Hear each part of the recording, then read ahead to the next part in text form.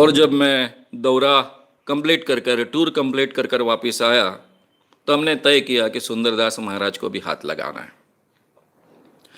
नागपुर के गीतांजलि टॉकीज के सामने ही वे एक घर में रुके थे। बहुत बड़े व्यापारियों का घर था।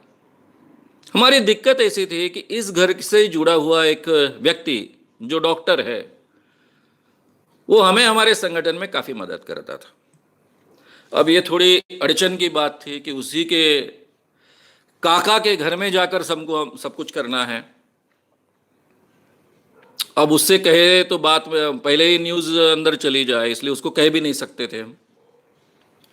और फिर हमने एक दिन तय किया, जैसे ही मुझे समय है, हमारे उमेश बाबू चौबे जो मेरे संगठन के कार्याध्यक्ष रह चुके हैं इसलिए मैं बोल रहा हूं क्योंकि इसी साल में वो ये दुनिया छोड़कर गए हैं। बहुत बड़े पत्रकार थे। केवल वे बड़े पत्रकार थे ऐसे नहीं है, लोगों को न्याय दिलाने के लिए कई सालों से झगड़ रहे थे। जिन दिनों में मैं अंधविश्वासी था उन दिनों में वो पोल खोल मंडल चलाया करते थे और इस विषय के क्षेत्र में भी काम करते थे। एक हिंदी के बड़े पत्रकार, बड़े सामाजिक कार्यकर्ता, लोग उनकी बहुत इज्जत करते थे। उमेश बाबू चौबे, सुरेश जी अग्रवाल, हमारे हरीश जी देशमुख जो हमारे संगठन के सचिव बाद में बने, ये सब लोग हम वहां गए। अब जो जानकारी इन लड़कों ने दी थी उसके आधार पर हमें पता था कि वहां कुछ भी हो सकता है, मारपीट हो सकती है, कुछ भी हो सकता है। इसलिए हमारी 50-60 लड़कों की एक गैंग थी। ये गैंग बहुत ट्रेंड गैंग थी। कब किस ढंग से बर्ताव करेगी इसका कोई भरोसा नहीं था, लेकिन उनको पहले से हिदायत दी गई थी कि जब तक मैं नहीं कहता हूं तब तक कोई भी एक्शन नहीं लेने की है। हम घर में गए 4-5 लोग, उससे ज्यादा लोग तो जा नहीं सकते थे। बाकी सब लोगों को बाहर एक जगह इकट्ठा किया गया। आप इस काम के लिए आए हो, किसी को पता नहीं चलना चाहिए, इसलिए किसी के साथ में बात मत करो। उन्हीं दिनों में मैंने एक नया टेप रिकॉर्डर लिया था, क्योंकि मैं हर बात को टेप करता था। मेरा हर भाषण टेप करता था, हर एक्सपोजर टेप करता था, और कई बार एक्सपोजर जिनका किया जाता है वो टेप करने के लिए परमिशन नहीं देते थे। इसलिए मार्केट में नया टेप रिकॉर्डर आया था जिसका माइक 50-60 फीट दूरी पर जेब में रखा जा सकता था और 50-60 फीट पर से उसका रिकॉर्डिंग किया जा सकता था। वायरलेस माइक था।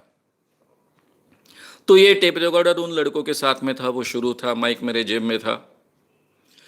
हम बाबा से मिलने गए। सभी ये 50-60 लड़के बाहर सुन रहे हैं कि क्या चल रहा है। जैसे ही हमने घर में प्रवेश किया, हमने कहा कि ये सुंदरदास महाराज आपके घर में आए हैं, उनसे हमें मिलना है। उनका जो भी था असिस्टेंट, जो हमें जानता नहीं था, नागपुर का नहीं था, उसने कहा क्या मजाक है कि आप बाबा से मिलने आए हो? आपको अपॉइंटमेंट लेनी पड़ेगी और जब आपका समय आएगा तब आपको मुलाकात मिलेगी। हमने कहा हम पत्रकार हैं, मैं दैनिक लोकमत से हूं। बाबूजी का नया खून कर उनका खुद का एक दैनिक था, तो हम मुलाकात लेना चाहते हैं। उनके साथ में हमारी बातचीत चल रही थी। उन्होंने एकदम से नहीं कहा। फिर हमेशा की तरह मैंने कहना शुरू कर दिया कि देखो भाई, मैं लोकमत का हूं। लोकमत पूरे एरिया में, नागपुर में ही नहीं केवल खानदेश में भी नंबर 1 था, बहुत प्रतिष्ठित दैनिक था। और मुझे जो भी सुंदरदास महाराज की जानकारी मिली है वैसे के वैसे मैं छाप दूंगा, और उसके बाद में आपका स्पष्टीकरण नहीं छापा जाएगा, क्योंकि वही स्पष्टीकरण प्राप्त करने के लिए, उन बातों को पूछने के लिए मैं आया हूं। तब तक घर की औरतें आकर हमको देखने लग गई। आसपास की करीबन 50-60 औरतें वहां पर थी, बाबा की सेवा कर रही थी। एकदम वातावरण बदल गया।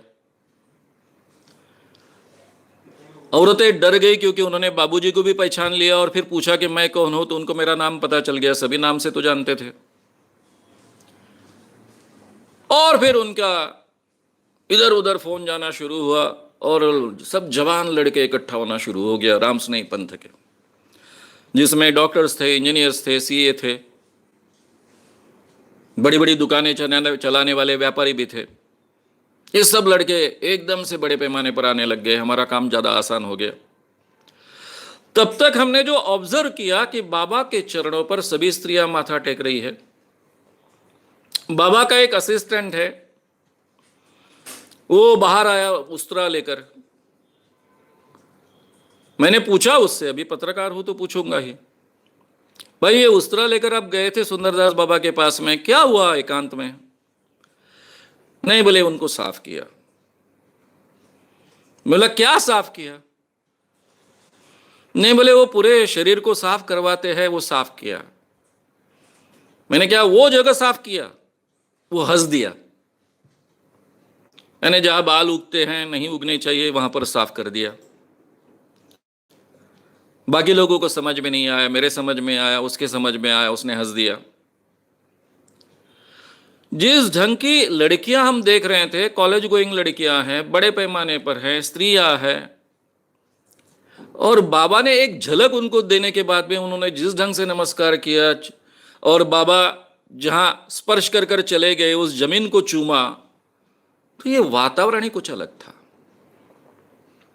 तब तक ये जवान लड़के आ गए। जवान लड़कों को मैंने सब स्त्रियों से अलग ले गया। मैंने और बाबूजी ने उनको ठीक ढंग से समझाया। अब हमारे संगठन में एक नियम था कि जब मैं बोलता हूं तो बाकी लोग कोई बोले नहीं।